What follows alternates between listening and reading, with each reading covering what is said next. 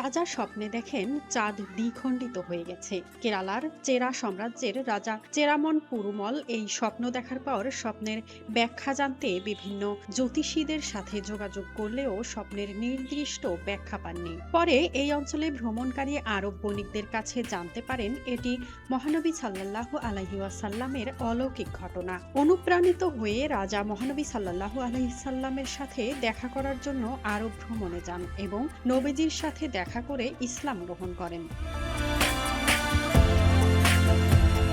তবে নিজ রাজ্যে ফিরে আসার আগেই পথিমধ্যে রাজার মৃত্যু ঘটে। মৃত্যুর আগে তিনি কেরালায় ইসলাম প্রচারের নির্দেশ দিয়ে যান। পরবর্তীতে সেই নির্দেশ বাস্তবায়নের লক্ষ্যে আরব ধর্মপ্রচারক মালিক ইবনে দিনার কেরালায় এসে ৬২৯ খ্রিস্টাব্দে কোডুঙ্গালুর এলাকায় রাজার নাম অনুসারে একটি মসজিদ প্রতিষ্ঠা করেন, যা ইতিহাসে পরিচিত চেরামান জামে মসজিদ নামে।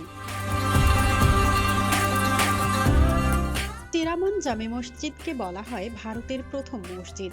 আনুমানিক ১২০০ শতকে মসজিদটি সংস্করণ ও বর্ধন করা হয়। স্থাপত্য শৈলীতে মসজিদটি ছিল ব্যতিক্রমধর্মী।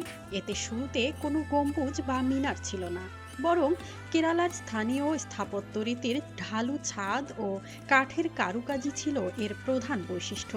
সময়ের সঙ্গে সঙ্গে সংস্কার হলেও প্রাচীন ঐতিহ্যের ছাপ এখনও অমলিন। ধর্মীয় সম্প্রীতি, ঐতিহ্য এবং ইতিহাসের এক অনন্য সাক্ষ্য হয়ে এটি শুধু কেরালার নয়, গোটা উপমহাদেশের জন্যই এক গুরুত্বপূর্ণ স্থাপনা। মাজহাবির মৌ, ডেস্ক রিপোর্ট, RNB নিউজ।